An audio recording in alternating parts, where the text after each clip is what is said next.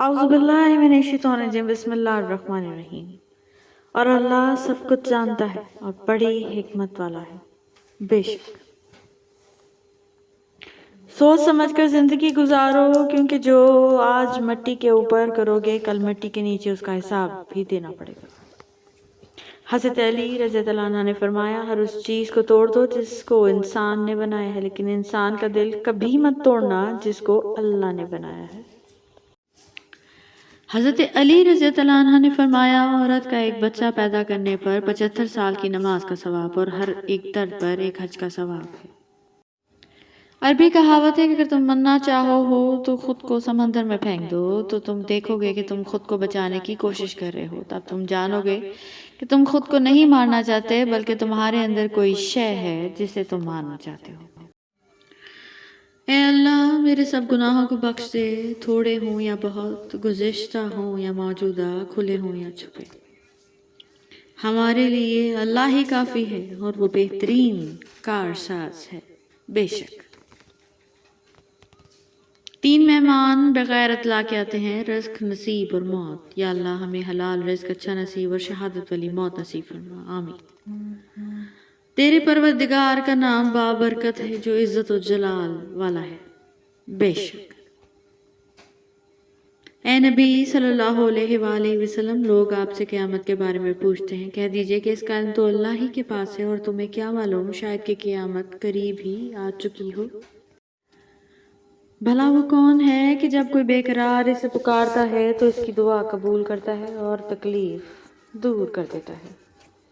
میں ہی اللہ ہوں، میرے سوا کوئی معبود نہیں، بس تو میری بندگی کر اور میری یاد کے لیے نماز قائم کر۔ رسول اللہ صلی اللہ علیہ وسلم نے فرمایا، اللہ کے نزدیک سب سے زیادہ پسندیدہ مقامات مسجد ہے اور سب سے زیادہ ناپسندیدہ جگہیں بازار ہیں۔ اور تمہارے چاہنے سے کچھ نہیں ہوتا جب تک کہ اللہ رب العالمین نہ چاہے۔ بے شک رسول اللہ صلی اللہ علیہ وآلہ وسلم نے ارشاد فرمایا، رات کو اس وقت نماز پڑھو جب لوگ سو رہے ہوں، تم لوگ سلامتی کے ساتھ جنت میں داخل ہوگے۔ اللہ کی محبت کے سوا ہر محبت کو زوال ہے، پھر وہ ہر چیز بندے کو دکھا کر کہتا ہے کہ بتا میرے سوا تیرا کون ہے۔ بے شک اللہ ایک ذرے کے برابر ظلم نہیں کرتا، اور اگر ایک نیکی ہوگی تو اسے دگنا کر دے گا اور اپنے پاس سے بہت بڑا اجر عطا کرے گا۔ یہ تھا کہ عید پہ کپڑے نہیں سلوائے، مگر جب وقت وصال آیا کپڑے بنوائے، سرما لگایا، بال بنوائے۔ کسی نے پوچھا تو کہا، سرکار صلی اللہ علیہ وسلم سے ملنے کا وقت جو آ گیا۔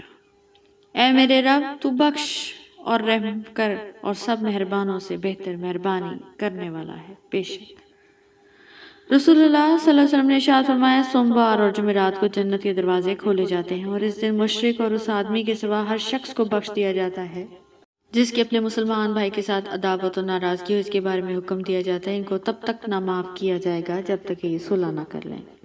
مانگی ہوئی توجہ عزت نفس کی توہین ہے، بند کر دیں وہ کھڑکی جو آپ کو تکلیف دیتی ہو، پھر چاہے باہر کا منظر کتنا ہی حسین کیوں نہ ہو۔ لوگوں کے دل کی جنت تو نہیں آپ ان میں رہنے کے واسطے خود کو تھکا رہے ہیں۔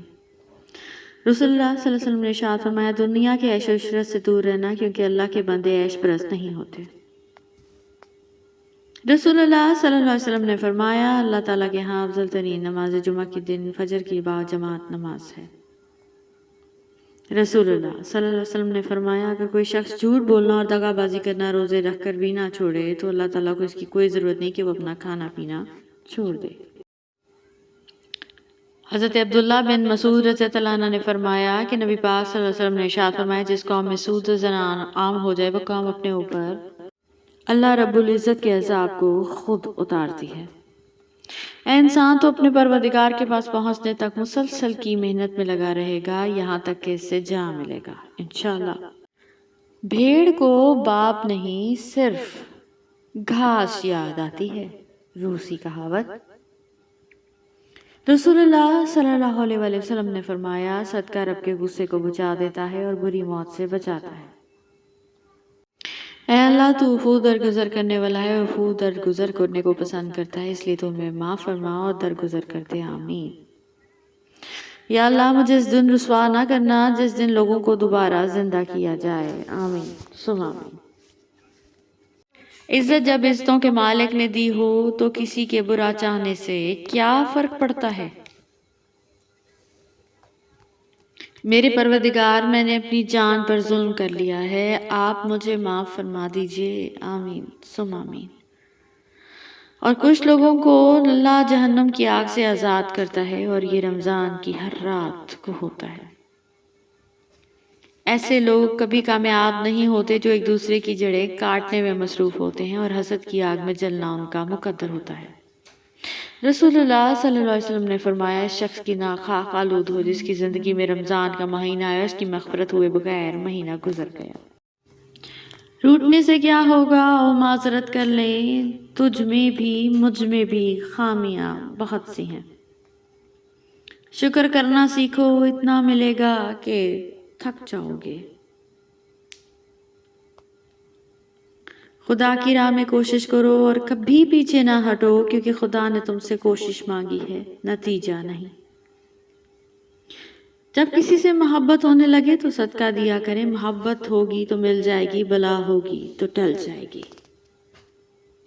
اچھی کتابیں اور اچھے لوگ فوراً سمجھ میں نہیں آتے، انہیں سمجھنا پڑتا ہے۔ نصیب لکھنے والا جب اللہ ہے، پھر لوگوں کا اور دنیا کا ڈر کیسا۔ موت ایک بے خبر ساتھی ہے۔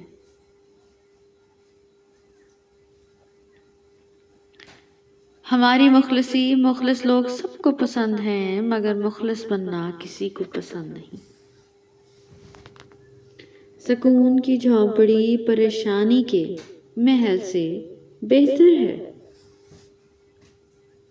تعلقات اکثر قصور سے نہیں، ذہن کے فتور سے خراب ہوتے ہیں۔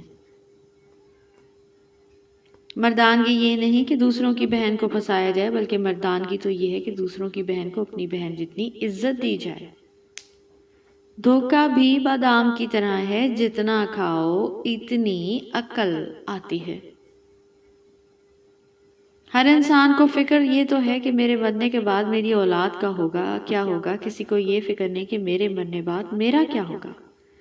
جب آپ رب سے محبت کرتے ہیں تو وہ آپ کے دلوں میں انہی لوگوں کو بسنے دیتا ہے جو آپ کی محبت کے اہل ہوں۔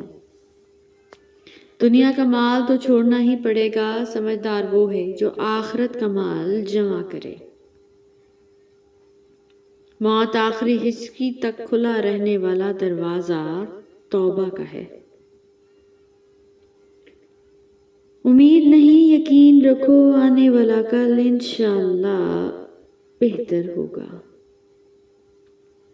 زندگی کا پہلا غسل کسی نے دیا، آخری غسل بھی کوئی دے گا، اتنی سی اوقات پر رکڑ کیسی۔ Thank you so much for watching.